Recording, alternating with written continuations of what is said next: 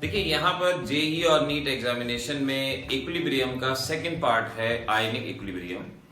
Ionic equilibrium का एक खौफ आप बच्चे अपने दिल में बिठा लेते हैं और इस वजह से ये चैप्टर हमेशा से आपको परेशान करता है।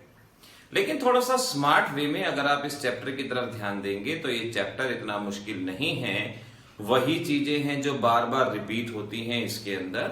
यहां आपको मेनली कुछ फार्मूले, acidity constant, basicity constant, ionic product of water, solubility product of water, ऐसे कुछ फार्मूलों को समझना है। उनके कुछ न्यूमेरिकल सॉल्व कर लेने हैं। इनके अलावा आपने एसिडिक बफर की पीएच का फार्मूला, बेसिक बफर की पीएच का फार्मूला और पीएच के बेसिस पे कुछ न्यूमेरिकल आपको सॉल्व करने हैं। सॉल्ट हाइड्रोलिसिस के डिफरेंट फार्मूलाज ये आपको यहां पर करने होंगे। उसके अलावा Bronsted acid, Bronsted base, Lewis acid, Lewis base किसे कहते हैं, इसका एक थोड़ा बहुत आइडिया आपको रहना चाहिए। तो यहां पर इस तरह से इतना पोर्शन है जो आपको करना है। आप बुक के पेज देख के घबरा जाते हैं और इस चैप्टर का खौफ बना लेते हैं। देखिए आज कोशिश करते हैं आयनिक इक्विलिब्रियम का डर आपके अंदर से मिटाया जाए। कैसे इसको कॉम्पिटिटिव एग्जामिनेशन के लिए तैयार किया जाएगा। सबसे पहले पढ़ेंगे हम ओस्टवाल्ड डाइल्यूशन लॉ।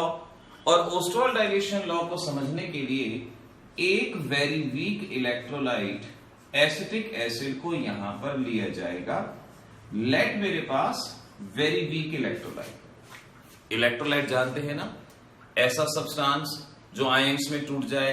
इलेक्ट्रोलाइट जो 100% आयनाइज हो जाए उसे हम वेरी स्ट्रॉन्ग इलेक्ट्रोलाइट कहते हैं। जिसका आयनाइजेशन इनकम्प्लीट हो उसे वीक इलेक्ट्रोलाइट कहते हैं। और जो बहुत ही कम टूटे 0.2%, 1%, 2%, उसे वेरी वीक इलेक्ट्रोलाइट कहा जाता है। तो यहां हम वेरी वीक इलेक्ट्रोलाइट ले रहे हैं acetic acid. Let initial concentration C mole और जब डिसोसिएशन नहीं हुआ 0,0 ऐसे कह सकते हैं। अब यहां पर एक और टर्म समझिएगा, एल्फा। एल्फा का मतलब है डिग्री ऑफ आयनाइजेशन और एल्फा हमें यह बताता है number of particle dissociated out of 1 मोल। यानी 1 मोल सब्सटेंस में से कितना डिसोसिएट होता है उसे एल्फा कहा जाता है। 1 मोल में से कितना डिसोसिएट होता है उसे एल्फा कहा जाता है। तो अगर 1 मोल में से डिसोसिएटेड पार्टिकल को एल्फा कहते हैं तो C मोल में से डिसोसिएटेड पार्टिकल को क्या कहेंगे, C अल्फा। तो अब हम मान लेते हैं यहां से C अल्फा डिसोसिएट हो गया। अब पता हो जाना चाहिए कि हमने C अल्फा क्यों लिया, अल्फा क्यों नहीं लिया। कि 1 मोल में से डिसोसिएटेड होता है अल्फा, C मोल में से होगा C अल्फा। तो हमने यहां पर C अल्फा कंसीडर किया। नाउ 1 से 1 मिलता है। अगर C अल्फा डिसोसिएट हुआ तो ये C अल्फा मिलेगा। 1 से 1 मिलता है, C अल्फा डिसोसिएट हुआ तो C अल्फा। इस तरह से हमने इसमें डिसोसिएशन कंसीडर किया। अब इक्विलिब्रियम कांस्टेंट आप जानते हैं K, क्योंकि एसिड है तो हम लिख देंगे इसको Ka, equilibrium constant in case of acid, जिसे डिसोसिएशन कांस्टेंट ऑफ एसिड भी कहा जा सकता है। अब ये किसके बराबर होगा, product upon reactant each raise to the power coefficient. पिछले वीडियो से आपको बताते आ रहे हैं किस तरह से एक्सप्रेशन लिखते हैं। So product upon reactant each raise to the power coefficient. और यहां पर हम समझ जाएं इसकी वैल्यू C अल्फा, H की वैल्यू C अल्फा और ये है C minus C alpha. And we can say C square alpha square C1 minus alpha ऐसे भी लिख सकते हैं। C से C कैंसिल हुआ, K is equal to C alpha square 1 minus alpha. Dissociation constant का ये एक्चुअल फार्मूला होगा।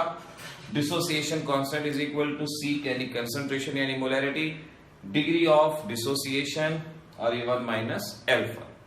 लेकिन वेरी वीक इलेक्ट्रोलाइट के केस में कुछ मॉडिफिकेशन करके हम इसको अपनी कैलकुलेशन के लिए आसान बना सकते हैं।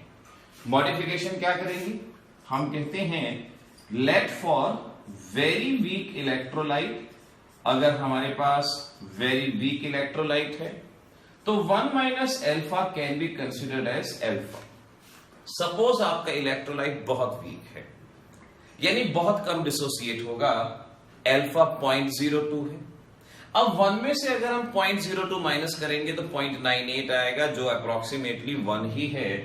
तो हम कहते हैं 1 माइनस एल्फा की जगह क्या कंसिडर करेंगे हम 1, तो 1 माइनस एल्फा को 1 मान लिया, वैल्यू पुट करें तो यही एक्सप्रेशन बनेगा k is equal to C alpha square के A by C, alpha is equal to root के ए बाय सी।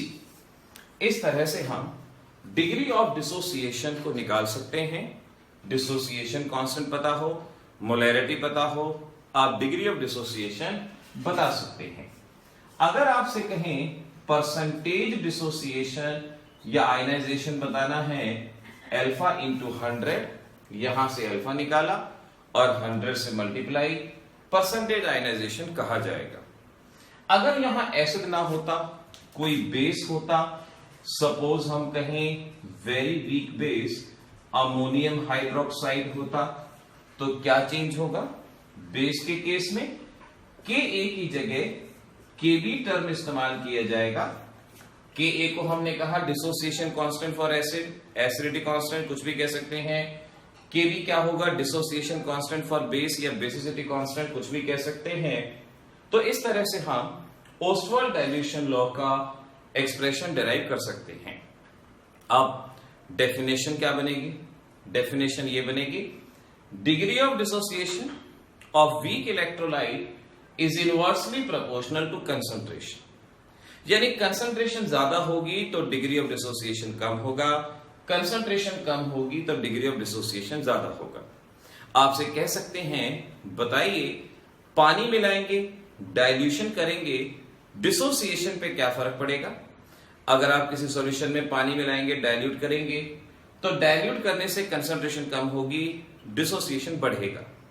आपसे कहें कोई एक कंडक्टर है, इलेक्ट्रोलिटिक कंडक्टर है, पानी मिलाने से कंडक्टिविटी इंक्रीज होगी, डिक्रीज होगी। सो वी कैन से अगर हम वाटर मिलाएंगे, डाइल्यूट करेंगे, कंसंट्रेशन कम होगी, डिसोसिएशन इंक्रीज होगा, और डिसोसिएशन अगर इंक्रीज होगा तो कंडक्टिविटी वहां पे इंक्रीज होगी। इस तरह से ओस्वाल्ड डाइल्यूशन लॉ का एक्सप्रेशन समझा, 2-4 न्यूमेरिकल बुक में से सॉल्व कर लिए, हमारा ये टॉपिक फिनिश हो जाएगा। बड़ी आसानी से हम इसके बारे में यहां पर चीजें बता सकते हैं। तो इस तरह से ये था ओस्वाल्ड डाइल्यूशन लॉ। अब देखिए कुछ फार्मूले जो एक जैसे हैं उसके बारे में बात करते हैं। हमने आपको इक्विलिब्रियम कांस्टेंट बताया था, product upon reactant each raise to the power coefficient, ये बताया था आपको। अब अगर मैं कहता हूं आपके पास कोई एसिड है, जैसे एसिटिक एसिड अभी आपने लिया और इसका अगर हमने डिसोसिएशन किया और यहां पर अगर यही एक्सप्रेशन लिखें CH3CO negative H positive divided by CH3COH, तो एक्सप्रेशन वही है लेकिन नाम बदल जाएगा। अब इसे क्या कहेंगे हम? Acidity constant. तो इक्विलिब्रियम कांस्टेंट जनरल नाम हो गया, लेकिन एसिड के केस में क्या नाम हो गया? Acidity constant, dissociation constant. इस तरह से आप इन्हें कह सकते हैं। यहीं पर साथ के साथ याद रखें pKa that is minus log Ka और लॉग 1 अपॉन K। pKa क्या है? Negative logarithm of Ka। Ka क्या है? एसिड के केस में acidity constant, product upon reactant. तो Ka फाइंड आउट करने को कहें तो बता सकते हैं, pKa कहें तो बता सकते हैं। अगर आपको कोई बेस दिया गया है, जैसे NH4OH डिसोसिएट हुआ इस तरीके से, तो इसके केस में एक्सप्रेशन लिखेंगे K का, प्रोडक्ट अपॉन रिएक्टेंट उसी तरह से, उसी मेथड से। और यहां पर आप समझ पाएंगे क्योंकि ये बेस है, Kb कह दिया, डिसोसिएशन कांस्टेंट फॉर बेस या डिसोसिएशन कांस्टेंट से बेटर है बेसिसिटी कांस्टेंट कहें, या acidity constant for acid, basicity constant for the base. और फिर हम कह सकते हैं pKb माइनस लॉग के बी, ये एक्सप्रेशन यहां पे रहेगी। अब हम वाटर के केस में देखेंगे कि एक्सप्रेशन कैसे लिखें। नाउ सपोज आपको वाटर दिया गया है, वाटर H2O स्प्लिट होगा H positive OH negative. Water का आयनाइजेशन हम दो तरीके से दिखा सकते हैं, या तो इस तरह से लिख सकते हैं, या हमारे पास एक और method H3O positive OH negative. Correct method ये रहता है, लेकिन नॉर्मल बोलचाल भाषा में दोनों ही मेथड चलते हैं, क्योंकि H ion exist as hydronium ion. तो लेट हमने मान लिया कि वाटर का डिसोसिएशन इस तरीके से दिया गया है, वाटर इस तरह से आयनाइज होता है, और इसके लिए जब हम K लिखेंगे तो K लिखा जाएगा H positive OH negative divided by H2O liquid, divided by H2O liquid. और शायद आपको याद हो, हमने सिखाया था आपको कि जो लिक्विड एक्सेस में प्रेजेंट होता है उसको यहां से नेग्लेक्ट कर देंगे, एक्टिव मास 1 मान लेते हैं, नेग्लेक्ट कर देते हैं। तो H2O यहां भी है, एक्वस में भी है, एक्वस में भी है, यानी वाटर एक्सेस में प्रेजेंट है, इसका एक्टिव मास 1 मान के नेग्लेक्ट करेंगे। K is equal to H positive OH negative consider करेंगे। क्योंकि ये वाटर के लिए लिया गया है तो इसको हम कहेंगे KW। तो KW का मीनिंग क्या हुआ? Ionic product of water. इसे सेल्फ आयनाइजेशन ऑफ वाटर भी कहा जाता है, प्रोटोलिसिस के नाम से, ऑटो प्रोटोलिसिस के नाम से भी इसको जाना जाता है। तो आयनिक प्रोडक्ट ऑफ वाटर क्या हुआ? KW H positive OH negative. अब ये पाया गया है 298 केल्विन पे KW की वैल्यू होती है 10⁻⁻14। इस तरह से हम कह सकते हैं KW at 298 केल्विन 10⁻⁻14। जैसे जैसे टेम्परेचर बढ़ाएंगे आयनाइजेशन बढ़ेगा, आयंस बढ़ेंगे तो KW की वैल्यू बढ़ेगी।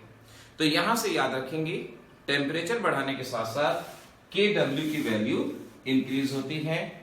इस पॉइंट को याद रखो। अच्छा, अभी मैंने आपको बताया था H आयन क्या रिप्रेजेंट करता है? एसिड। और एसिड के केस में कांस्टेंट क्या होता है? Acidity constant.